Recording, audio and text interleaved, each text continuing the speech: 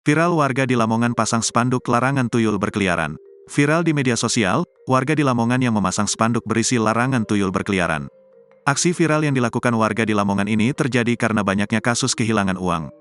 Banyaknya uang yang hilang ini, membuat warga di Gang Gelatik Duan Dapur Kelurahan Sidokumpul Lamongan Jawa Timur membuat spanduk larangan.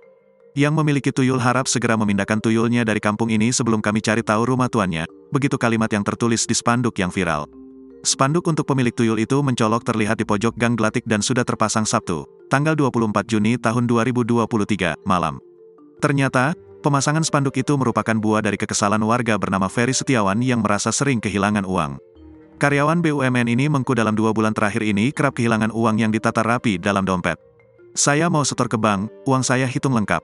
Begitu dihitung di bank ternyata kurang 5 lembar. Aku Ferry, Minggu, tanggal 25 Juni tahun 2023. Ferry mengaku tidak hanya sekali kehilangan uang, tapi seringkali hilang dengan kejadian yang tidak rasional.